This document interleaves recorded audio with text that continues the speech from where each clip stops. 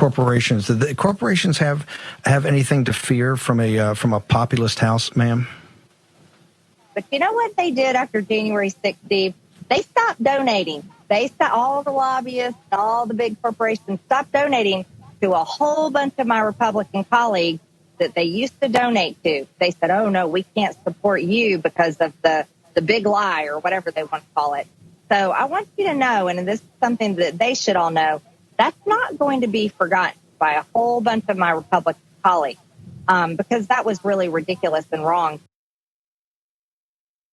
Okay, so it is bad enough that you have Marjorie Greene then openly saying to Steve Bannon in one of the remaining days before he goes to prison that because corporations haven't given them enough money recently, they're going to launch investigations into them. And she expounds on that, saying there's going to be investigations coming, should be are, but whatever. And there definitely should be, because the way corporations have conducted themselves, I've always called it corporate communism. So look, we can talk about how this is a direct threat to investigate corporations for not giving you money. We can talk about how, again, the supposed defenders of free speech think you have to give us money or we will lock you up. Or we can spend a couple minutes, Brett, inquiring as to what the hell she thinks communism is. She just means it's like a bad word.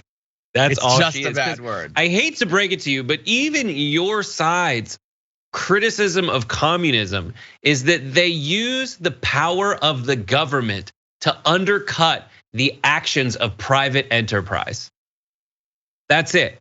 So what you're doing is what you say happens in communist countries, where you use the government to say, well, something's going wrong here in this business, we're going to take it over. And we are going to basically say that we, the government, are entitled to the assets of a company. That is closer to communism than a company saying, I'm not going to donate money to people who would in turn essentially sully my brand because those people think that America shouldn't be a democracy anymore. Yep. Yeah.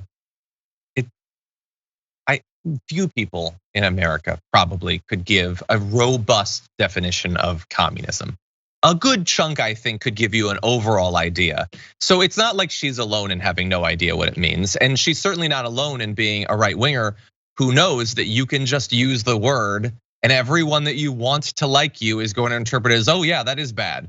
Even though it's literally a private corporation, which exists, which is unique in a communist system, isn't giving them enough money, and that makes them communists. She also goes on to say, by the way, that they should focus on customer service instead of politics.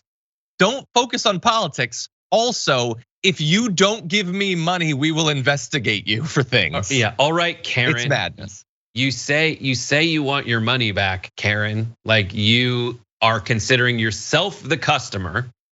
And she's like the textbook definition of a Karen. She feels entitled to something from the manager of this company. And she doesn't think that anything she could possibly do behaviorally would allow them to say, I'm sorry, no shirt, no shoes, no brain, no service. And she's throwing an absolute Karen style fit. This is what I hate. Like when people say, we shouldn't use the power of the government to go after people who have done nothing wrong. That applies to if you're using the FBI to investigate someone on the right or the left, if you're going and rounding up your political opponents. I agree that we should not use the power of our judicial system, our legal system, to carry out personal political vendettas. Yes. And a lot of people think that the only thing you should take away from that thought is do not use the legal system to go after people at all in the political sphere. What the right takes advantage of is the obvious exception to that rule. They ignore the exception to that rule. Is what if that person has actually committed a crime? What if that person has absolutely positively taken advantage of this axiom that's like, okay, we shouldn't go after political figures, and use that as cover to commit grievous illegal activity? Where does that leave us now? Now it leaves the decent people to, tread lightly and make sure that their legal case is carried out effectively and completely free of any, vulnerability to impugn its integrity. But these folks are absolute. That's the one dynamic I want everybody to focus on when they're saying, why are you going after your political enemies? It's like, well, what if they've committed horrible crimes? We owe it to everybody to at least investigate them. But what she's laying out is not even anywhere close to a crime. It's like the definition of citizens united. Yeah, and that's one of the terrible things about their constant conspiracy theorizing is that politicians do commit crimes. They frequently are corrupt and need to be investigated for that. But they have spent so much time wasting our time on nonsense that even they know isn't true, that a real investigation now looks pointless and political. They have dragged everything down into the mud. Everything seems detached from reality. That's why they co-opt language like fake news and things like insurrection, like the big lie. They don't want things to mean things. They want everything to seem suspicious. Everything you should probably just line up, based on tribal allegiance or whatever. Corporate communism.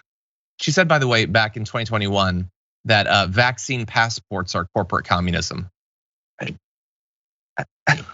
I don't know what any of this means at this point.